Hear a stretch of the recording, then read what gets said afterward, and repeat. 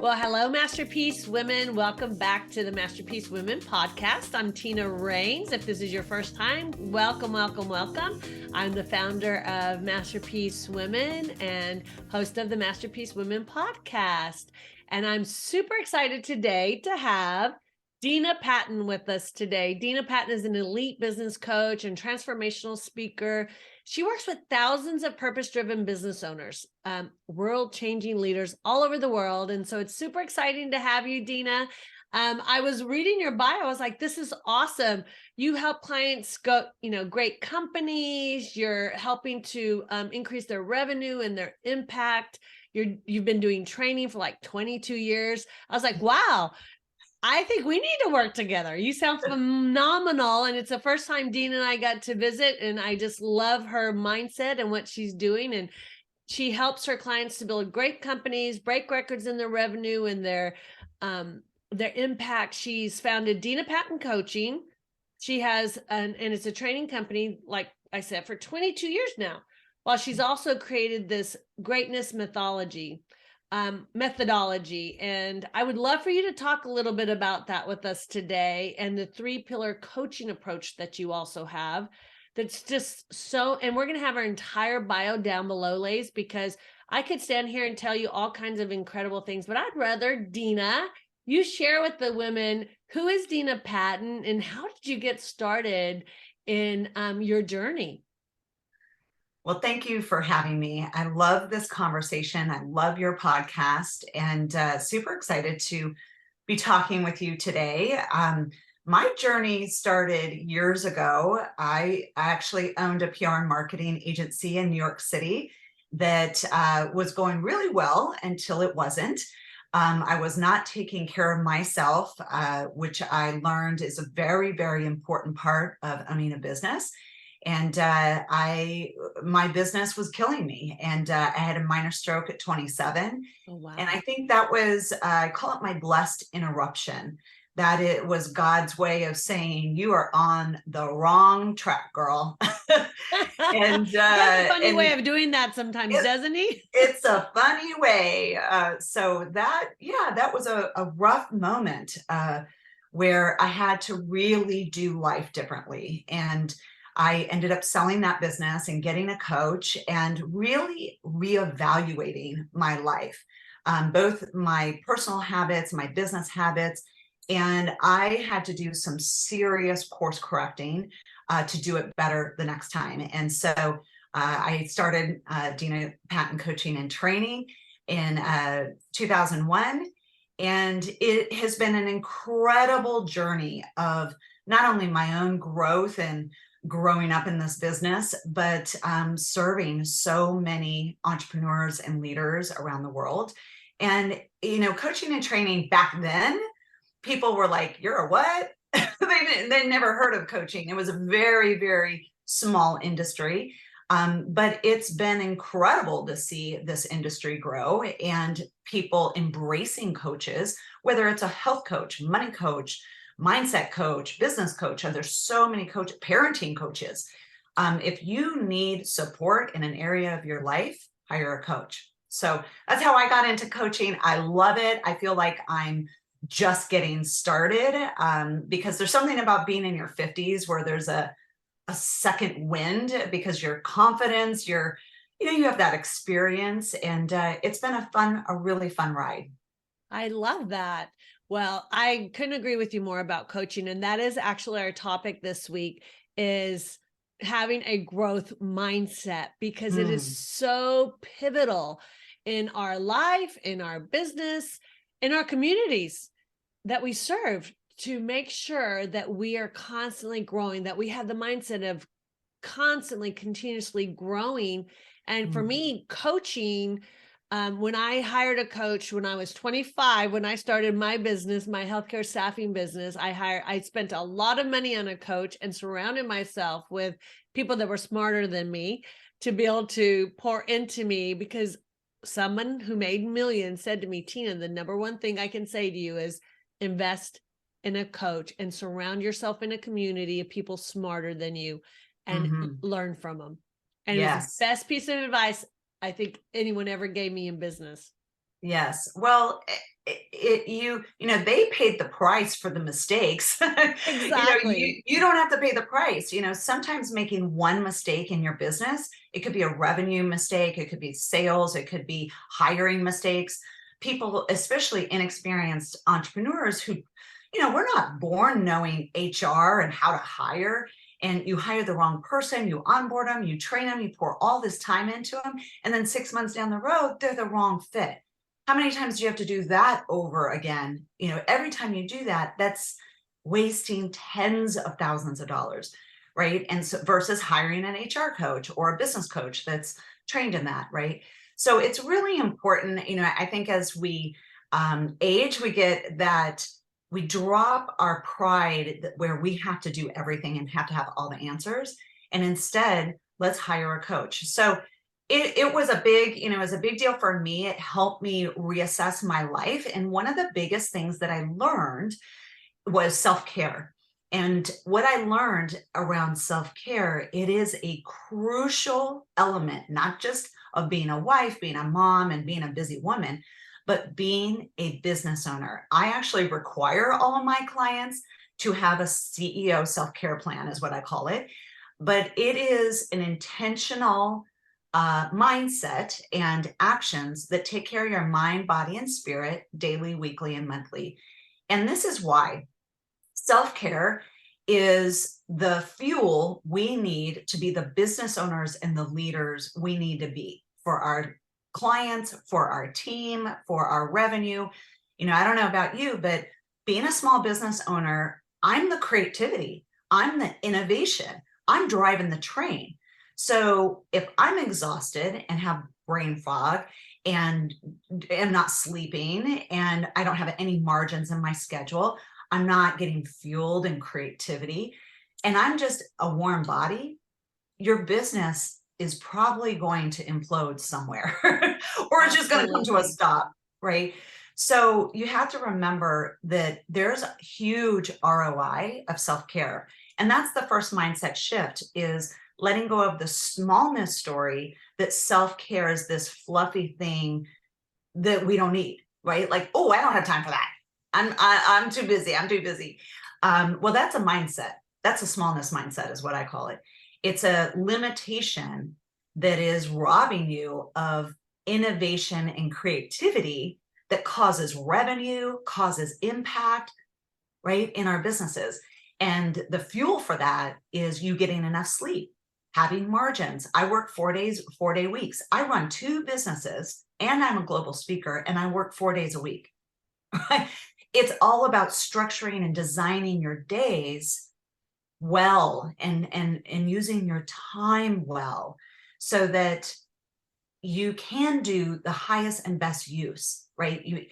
God can be using you for your highest and best use in your business. I want to be a great messenger. I want to make a difference for people, whether I'm on stage or working one-on-one or training a team. But I can't do that if I don't structure my time well and I'm not fueling myself with self-care. So super important lesson I learned the hard way that now, I bring to, it's part of my messaging because it's a really, really important part of being a leader and a business owner. I agree. I couldn't agree more. When I have coached executives, the 2 key areas they struggle with the most is still the fear of what people will think about me. Even CEOs of companies still have that mindset of not being good enough and striving to achieve this level that is not real, because that's the lies that the enemy puts in our brain. That's the first thing. And the second thing is self-care. Their time management, they'll manage all of their schedule for the business goals. They'll manage all their schedule for what they call as important, but they forget themselves. And so when you really circle back to that, then how important it is to have someone to hold you accountable to reaching your goals, holding yourself accountable to reaching the goals of self-care are pivotal, completely pivotal. People do not realize how much our body and our mind suffer when we don't take care of ourselves. until something catastrophic happens, unfortunately. And so I have a dear friend that goes 200 miles an hour. She's a very successful woman in our community. She leads a large organization. And yet every time I see her, she is so run down, so exhausted, and she's gained weight and she's not feeling good because she hasn't done self-care. But yet Right. she's this incredible leader in every other way. Right. Right. So I would say this is, if you're listening to this, first of all, you have to look at what the story you're believing about self-care, right? The story might sound like, I don't have time for that, or I don't know how to do that, or what is that? It might be, I'm too busy, or I don't want to, you know.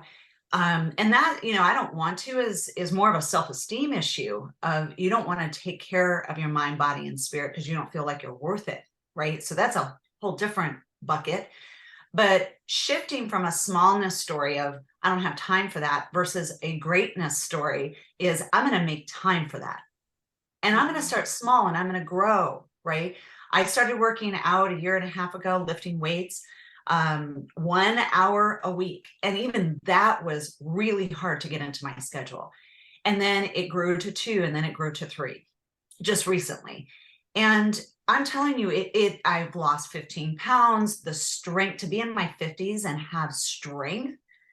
I couldn't even do, and I was pretty, I felt pretty active, but I wasn't flexible and I wasn't strong. And putting a little bit of workout in my week, I had to first examine my mindset around it. And my mindset was, I don't have time for that. And so look at the smallness stories that are limiting you around self-care, that it's not worth it. There's not enough payoff. And if you're a business owner, what I can tell you is, you're the fuel of your business. You're the leader of your business. Everyone is looking at you.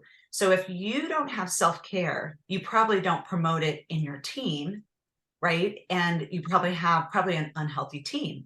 So it's and unhealthy kids. We are the ripple effect as mothers. My daughter looks at me. How do I treat myself? Right. 100%. And she mimics that. So a lot of people are watching us. And what I can say is, I also have a free template. You can go on my website, amazinggreatness.com, download my CEO self-care template. Literally, I've done it for you. And you just follow the directions and fill in daily, weekly, and monthly. And I'll tell you this is the hardest part of self-care. The first hardest part is breaking up with that smallness mindset that is limiting you. Second part is actually identifying some elements some actions that you can do. And then third is starting to schedule it. Success is scheduled. So let's schedule more water, vitamins. Let's go to bed earlier. Like all these little success things that you could be doing that fuel you and activate you. And then there's another element, and that's integrity. Is do what you say you're going to do. If you say you're going to go to bed and get 8 hours of sleep instead of 6, do that. And what that does is, whenever we are our word to ourselves, it builds trust versus breaking trust. Every time you break trust with yourself, it's actually creating more smallness, more tangle. You don't trust your leadership. You don't trust your word. You don't trust your answers. So when you reverse that and you start trusting yourself, every time you trust yourself, it's building trust. So experiment with that. And it's, you crawl before you walk, and it builds. And 30 days from now, it's going to be a totally different game. And then 60 days, and just build. Just keep practicing. I love that. That's a beautiful thing. And we'll definitely put your website down below. I've seen it over and over. As a matter of fact, I'm literally launching another 21-day challenge in the other organization that I lead that's called Love Yourself.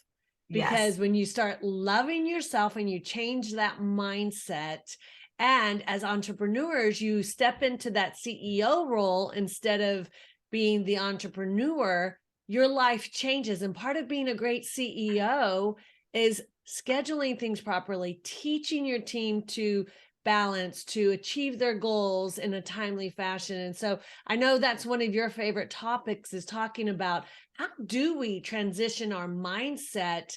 And especially since this week is all about growth mindset, how do we transition that mindset from going from that entrepreneur to the CEO? What are some of the tips that you like to share in regards to that, Dena? Absolutely. I think that's a natural progression where as we build our business, we start out with that entrepreneur mindset, and we are in that as we grow our business. And then somewhere along the lines, we become the CEO. And I want to get rid of a smallness limitation, that there's a certain revenue, right? Like once your $5 million business hits, then you become a CEO. And what I want to challenge you is CEO is an action and a way of being versus a title. Even if you don't title yourself CEO, but really, if you're a business owner, you should be calling yourself the CEO of your business, even if it's a business of one. So there's no magic fairy that comes and goes, okay, now you're a CEO. You've reached so many team members or so many revenue. It's a choice, and it's a way of being, and it's a mindset. So entrepreneurs think they have to do everything and they have to work all the time. That's a symptom of entrepreneurhood, right? That mindset of hustle. And where CEOs start to think is strategically. They start to think, how do I use my time in the highest and best use and delegate the rest? Delegation is one of the first things that CEOs start to master. If I'm talking to someone and they say, oh, I delegate to no one, they're very much in the tangle of smallness entrepreneur, that mindset. Absolutely. Right?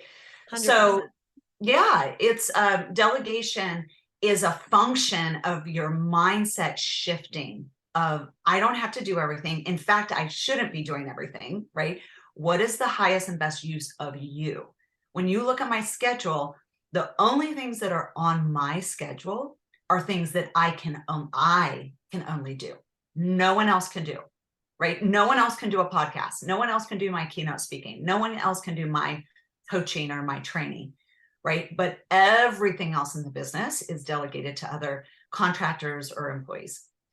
So that's the first. That's excellent. And, we were talking before we start, one of the things that I think is pivotal in this whole changing of your mindset as well is going from your business being a hobby, which I think kind of correlates with that last question, right? Yeah. Taking your business from being a hobby, yes, to thriving, because so many people, they just, well, I'm going to try this. I'm going to do this like a hobby. And then they ask themselves, why am I not succeeding? I had someone the other day who joined my other business who it's like, well, I'm not making any money. Well, let's talk about what your steps are every week. What does your schedule look like? Well, they didn't have any schedule for business building on a daily basis. They just thought, well, if I post a couple of times on social media, it's going to come to me. Nothing that I've ever heard of or seen ever on this planet in business building just came to you. So you've got to change it from a hobby, something you like doing, to how do I strategically get to that place? So talk a little bit about some of the tools you use for that, Dena, because I love your toolbox. I'm going to call you Dena Patton, the toolbox lady. Got all kinds of great tools in your toolbox. I have a lot of tools in my toolbox. And in my book, The Greatness Game, I talk a lot about, it's mainly a mindset book, and shifting. How do you elevate your mindset and master your mindset? And this is, you're touching on when we're shifting from hobby to business, you're talking first and foremost a mindset shift. And that mindset shift is giving yourself permission to own and build your business. So get out of the words and the mindset of, I'm trying, I'm hoping, I'm, fiddling with this thing. Like, give yourself permission to be the CEO of your business. The past is the past. You are building a business from this day on. You are building a business. and you are learning. We're always learning. I've owned my own business for 27 years, and I am learning, whether it's new software, it's new ways of marketing, it's new tools in my toolbox. I spend a lot of money on my training and development, because that not only serves my business, but it serves my clients, right? I always have to have tools. So all of these things take a mindset shift from smallness, like hoping, trying, fiddling, to I'm doing this. I'm going to do it the best way I can. I'm going to learn how to do things that I don't know how to do. I'm going to hire support and get in women's groups, right? There's so many fabulous women's groups, whether it's online or live, where you can be with other business owners. So one, give yourself permission. Two, if you are using your gifts and your greatness that God has given you, girl, that is your, we get these gifts and greatness from God, and then we apologize for them, and we hide them, and we don't charge for them. And then that builds more scarcity and brokenness, right? That's not going to serve you. It's not going to serve your family. It's not going to serve the world. You're out to change lives with your services and products, but yet we apologize for them, and we don't build intentionally. And we certainly don't have clarity around sales plans and strategies. And we don't have sales goals. I want you to have a sales goal. I don't care if that sales goal is $100 a week, $1,000 a week, or $100,000 a week. You got to have sales goals. And this is why when we do well, we can do good. I love writing checks to my charities and my church, the things that make my heart full. And I can write those checks, that money that they need, because I do well, right? When I'm not doing well and can't pay my bills, and I can't give, and I'm in this scarcity mindset, and I am panicked every day, you're certainly not in your greatness, right? Yeah. So panic and anxiety and desperation, those are all smallness, right? We're born, let me just back up around smallness and greatness. We're all born with smallness and greatness. And every single day we have a choice, which one we're going to live and lead from. And if you keep choosing behaviors and habits that make you broke or in scarcity, that's a habit that we have to change, right? It's not the truth, and it has nothing to do with your worth. You are so worthy of making so much more money.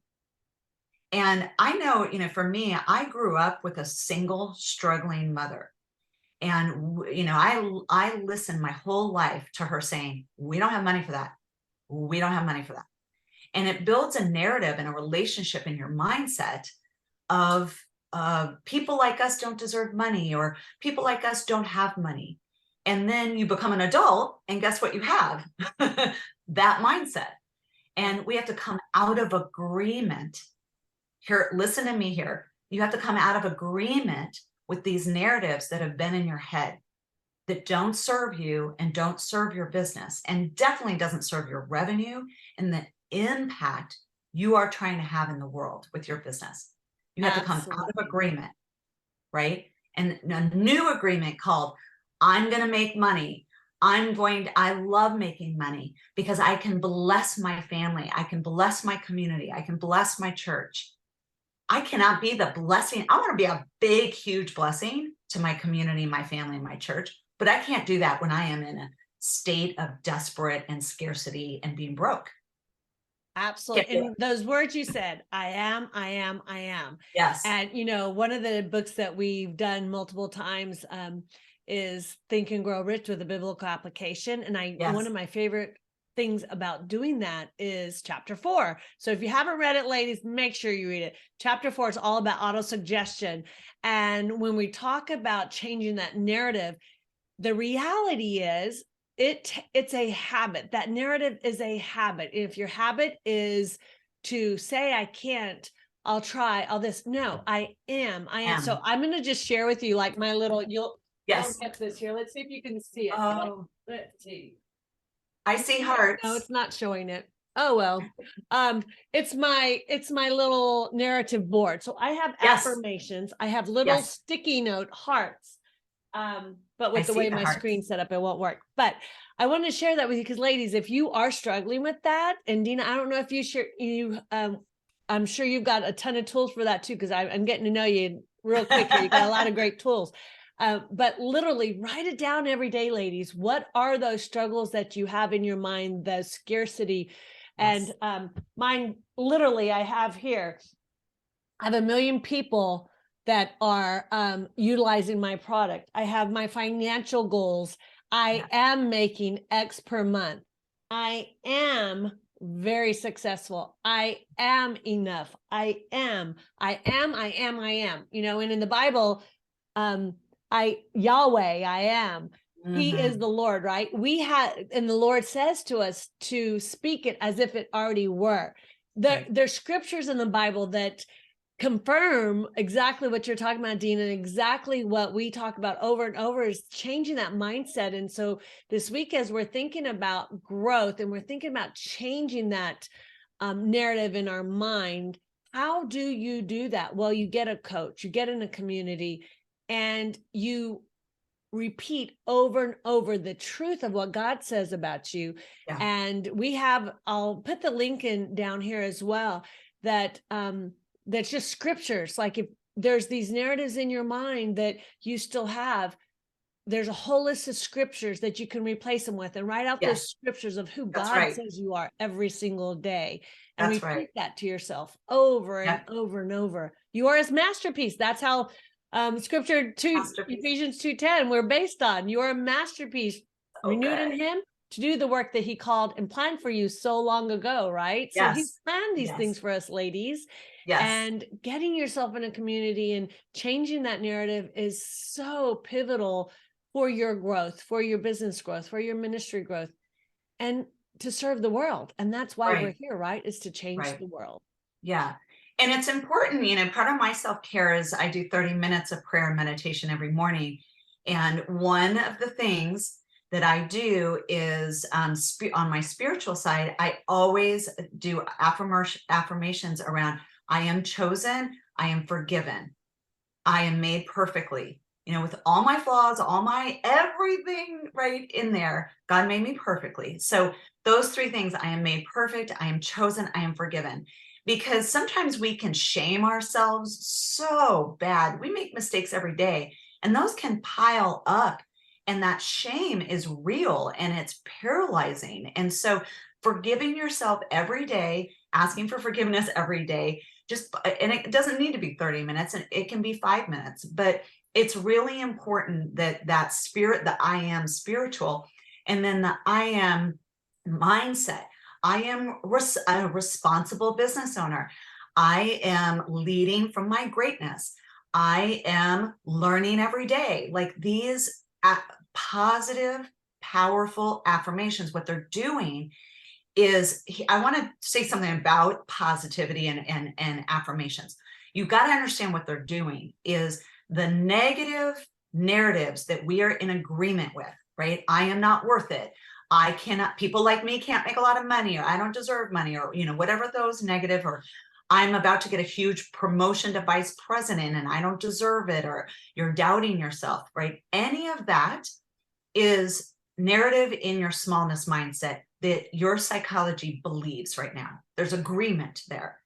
And when you start to create a new narrative and new agreements, that's what's happening is the smallness narratives have your agreement. We come out of agreement with that narrative and we create a new agreement called I'm an amazing leader that God is Amen. blessing, right? I love that. And then you're affirming, and what you're doing is after 30 days of affirming this greatness narrative, your mind is starting to shift that agreement, and your psychology we always have to agree to something. It's just how we're built, right? Yep. So let's give it something powerful and positive and God-centered to agree to. So that's the shift, I talk about in the greatness game, is shifting from our smallness stories and the smallness limitations where our agreement is that now, and shifting it to greatness mindset, greatness agreements, greatness narratives.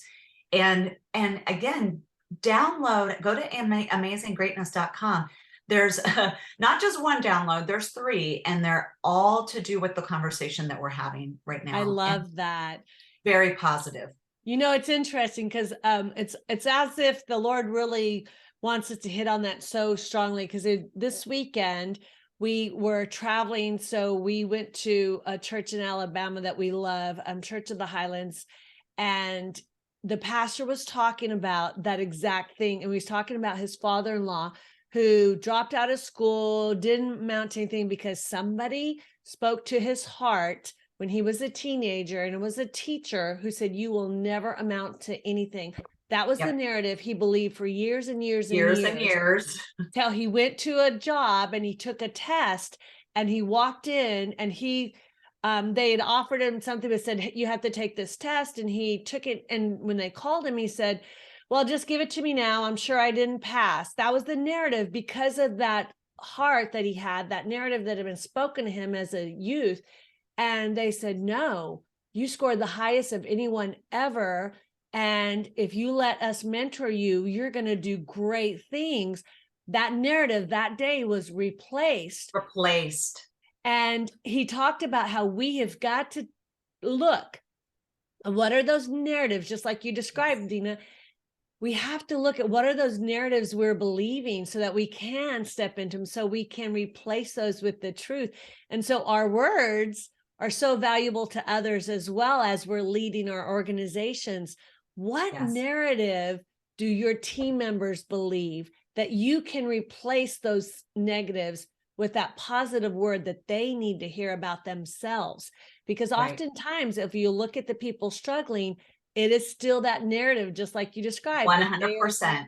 They have 100%. And that's the beautiful thing about transformation. It's why, I've been doing this 22 years, is there's nothing more fulfilling than someone coming out of an agreement with a smallness narrative that has limited their life for 20 years or 30 years, and they come out of agreement and they start living from this new agreement, this new greatness agreement that is completely transforming their life, their revenue, their career, how they lead, how they live, how they parent, because it's from an empowering place versus a disempowering place. We all had that kid or that teacher or maybe a parent that spoke evil into us, right? Spoke the negative. You're such a disappointment. You don't know how to be responsible. You're so stupid. You're the wrong color. Whatever it is that stuck, right? It just stuck with us. And we then created an agreement around it. And then we live from it. And so it's such a beautiful, trust the process of transformation. Not only God's going to transform your heart, but, when we do, it's why I finally wrote my book. It's finally, I got onto stages because this message, I wish someone got to me earlier. Like, I didn't know that you can transform things like that. I thought you just like, these are the cards I lived with. Like, this is the family I was born into. So this is, or this is how I did in school, right? That was so negative. So I guess I'm going to be dumb all my life and just have dinky jobs. So I just encourage everybody, know that wherever you're struggling in your life, it might be in your business or your leadership or your parenting, your revenue, your marriage, that there's some disempowering negative narrative there that is keeping you stuck. So I want to read this just little snippet from my book, because it says it better than I can say it. It says, you have an opportunity to work with God every day by sharing your gifts and greatness out into the world. Beware that smallness will try to derail you by feeding you the negatives. And the big 5 negatives, I call it PDFOD. P, perfection. I can't tell you how many women have come up to me and said, I have a book in me. I want to write a book, but I'm not perfect yet. I'm not there yet. I'm not ready yet. Girl, you are ready. You are ready. If God planted that seed of getting a book in you, I'm someone that didn't do really well in school, but guess what? I make a living speaking and writing. I surround myself with people who help me do it. I have editors and I have a speaking coach, so that's not going to be my barrier. God wants me to speak. I'm going to get out and speak. So it says that, so the 5, PDFOD. P is perfection. D is doubt, big one. F is fear. O is overwhelm. And D is distraction. Don't fall for it. It's up to you if you're going to listen to your smallness, the big 5 smallness voices, or you're going to listen to your greatness voice.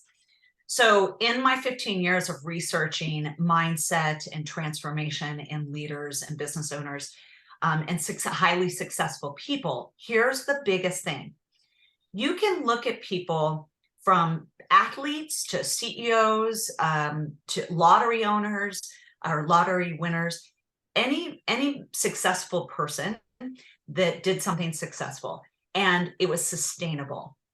What they have access to is what most people don't have access to, and that is their greatness. They are listening to that greatness voice and they don't get tangled up in the negative narratives, even in the face of other people. Think about celebrities or someone that you admire that gets really ridiculed, right? They're made fun of. And guess what? They stand in their truth. They stand in their authenticity. They stand in their message. How can they do that? They're listening to A, God, and B, their greatness. And I'm telling you, God, your greatness and your gifts will get you through everything and anything. Amen. You start listening to that smallness, you're going to get derailed, confused, and paralyzed in your life and your business. Dena, you are definitely a wealth of knowledge, and I love your toolbox, and I can't wait to download your downloads myself. You know what? The one thing about being a leader, and we're talking about again this week, is we are always growing. I learned something, and that's why I love having great speakers join us on Masterpieces, because every single time I do, I learn something, I grow, and we're all a work in progress. So thank you, Dena, for being here today. And ladies, thank you for joining us. I want to invite all of you. We just launched our Masterpiece Women Retreat. It is going to be in Florida this year, November 3rd to the 5th. And it's going to be at Hutchinson Island, which is about an hour north of West Palm Beach. On the little island. It's beautiful. We're going to have time for beach, relaxation. Make sure that if you haven't registered, you register right away, because we have very limited space. We're going to be focusing on living in our purpose. And so we're finalizing a few of our keynote speakers this week, as a matter of fact. So we're launching that. We know we definitely have Danielle Mioli coming back. She was at our Thrive conference this weekend and just blew people away. But we're also working with several other speakers that we'll be finalizing. So make sure you register. And again, Dena, thank you for being with us. We're going to put your links below. Ladies, I encourage you, go get the tools from Dena, connect with her. If you're looking for a great coach, obviously she has just a multitude of experience and knowledge and tools in her toolbox. So thank you, Dena. Thank you. Thank you for having me.